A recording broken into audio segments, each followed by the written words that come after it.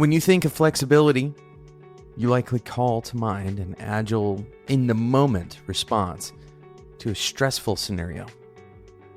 The ability to flex implies that some kind of force is applied to something, and that thing moves with the force, not resisting it, not breaking from brittleness or from rigidity, but going with the force. My name is Jonathan Cottrell. You're listening to Developer T. My goal on this show is to help driven developers like you find clarity, perspective, and purpose in their careers. It's easy to imagine that flexibility is tied to your will, that resisting that force is a choice and going with the flow is a different choice, and flexibility is about making the right choices in that moment. However, flexibility is much less about a willful decision than it is about preparation. Think about an athlete that is flexible. How did they end up this way?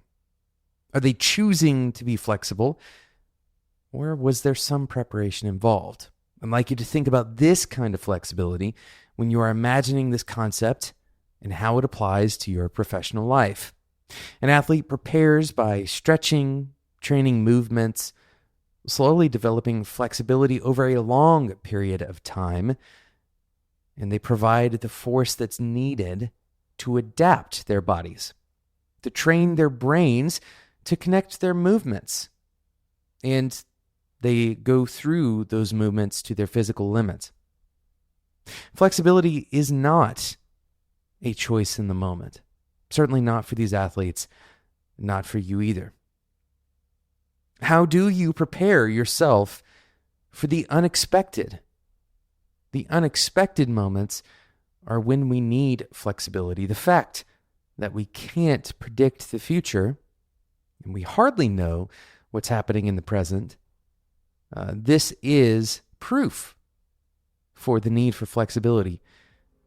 And how do you prepare? Well, the answer is somewhat unintuitive, and we'll get into it right after this sponsor break.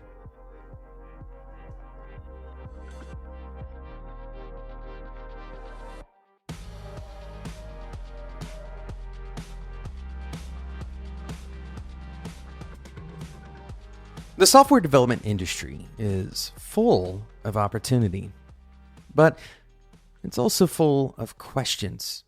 Sometimes really hard questions with nuanced answers that take time and energy to really understand all of the different angles. That's where Compiler comes in. Compiler is a brand new podcast brought to you by Red Hat with hosts Angela Andrews and Brent Semino. You'll dive into deep questions like, for example, should managers code? The answer isn't simple.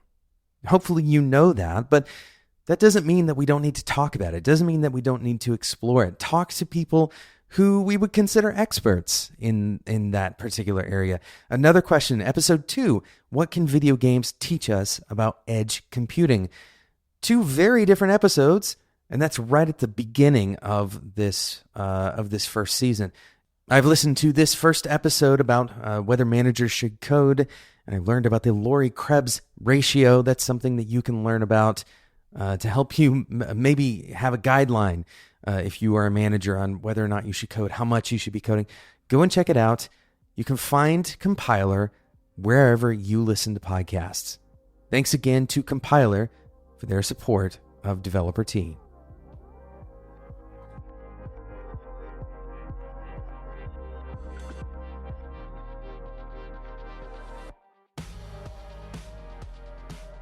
I want you to believe that flexibility is a resource. I want you to grapple with this concept, that flexibility is a resource. It's largely about preparation, not about reaction.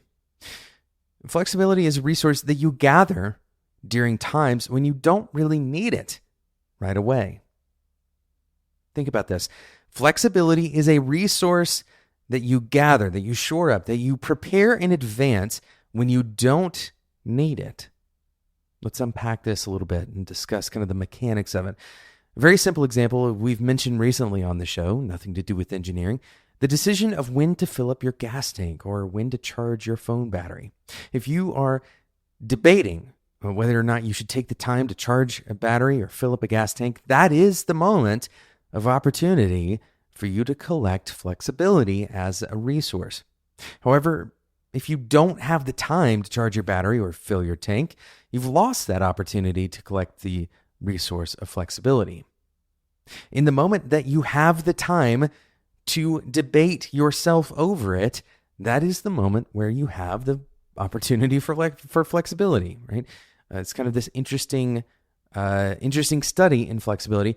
And we can't demand flexibility in the moment that we want it, right? We can't demand for more time to go fill up our tank if we need gas right this second. We can't demand for flexibility to charge our phone if we need to make a phone call and we don't have an outlet nearby. We must invest in it before the moment that we need it. And this is a part of the problem. In order for flexibility to be created, for example, on a product development team, it's necessary to create the space required to think about how we might want to change. Flexibility is in and of itself the ability to change, given a new circumstance. And flexing is a change in direction. This is, again, the mental picture that I want you to have is that of an athlete that is prepared, that has the capacity to change given their situation. And this idea of having time to consider our change, right? This breaks from the metaphor of the athlete for a moment. This is a meta process. In other words, it is a process about the process, or a work about the work, thinking about the thinking. And this concept of meta process is well studied.